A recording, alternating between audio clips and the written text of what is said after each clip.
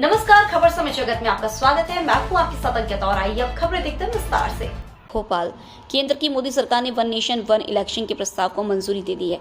पूर्व राष्ट्रपति रामनाथ कोविंद के नेतृत्व में बनाई गई रिपोर्ट को केंद्रीय कैबिनेट से मंजूरी मिल गई है। अब शीतकालीन सत्र में विधेयक लाया जाएगा। वहीं इसे लेकर नेताओं का प्रतिक्रियाएं सामने आ रही हैं। मध्य प्रदेश के पंचायत मंत्री प्रहलाद पटेल ने कहा कि प्रधानमंत्री और भारत सरकार के कैबिनेट का अभिनंदन करता हूं। उन्होंने वन नेशन वन इलेक्शन और सहमति दी है। लगातार चुनाव के कारण धन का उपयोग होता है, समय की बर्बादी होती है और विकास रुकता है।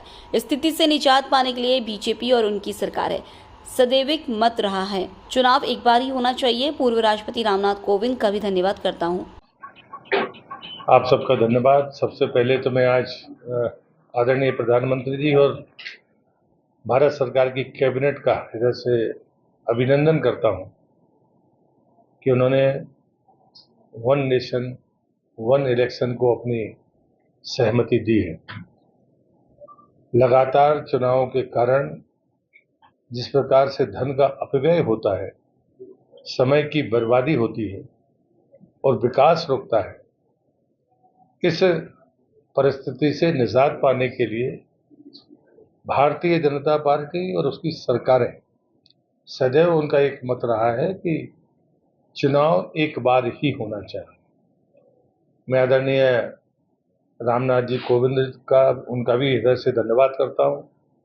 191 दिन उनके और उनके सभी सहयोगियों ने प्रयास करके देश के सभी राजनीतिक दल, विधानमंडलों के नेता, अन्य सामाजिक क्षेत्र के लोगों से बातचीत करके लगभग 21,800 से ज़्यादा लोगों से उन्होंने संपर्क किया। 47 राजनीतिक दलों से उन्होंने संपर्क किया, जिसमें 15 दलों ने विरोध में अपनी बात कही, 32 दलों ने उसका समर्थन किया। इतनी प्रामाणिकता के साथ जो काम उनकी समिति ने किया है, इसलिए मैं उनका फिर से हृदय से आभार व्यक्त करता हूं। मैं जानता हूं कि देश की राजनीतिक परिस्थिति में जो परिस्थिति है उसमें विधानमंडलों के चुनाव अलग अलग समय पर होते रहे, लेकिन उसका भी एक रास्ता निकालने की बात भारत सरकार ने पहले से ही कही। भारत सरकार ने उन तमाम विपरीत परिस्थितियों का आकलन किया था जिसको वो इसमें एड्रेस करना चाहते हैं, और कोविंद जी की रिपोर्ट उन सभी प्रश्नों का उत्तर भी है।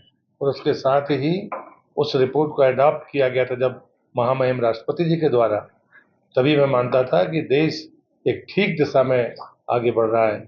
आज कैबिनेट ने जो मोहर लगाई है, कैबिनेट का मैं हृदय से अभिनंदन करता हूँ। जन सामान्य को भी जो है कहीं ना कहीं इसमें टीच करना पड़ेगा, उनको समझाना पड़ेगा। भारत की जनता और भारत का लोकतंत्र, उस पर कभी संदेह नहीं करना चाहिए।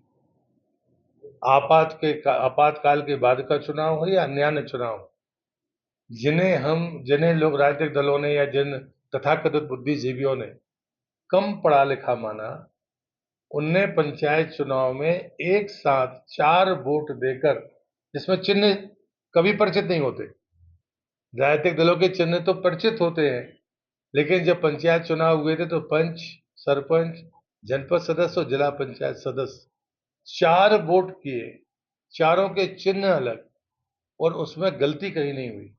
इसलिए ये गलतफहमी बिल्कुल नहीं रहनी चाहिए। भारतीय लोकतंत्र मजबूत है।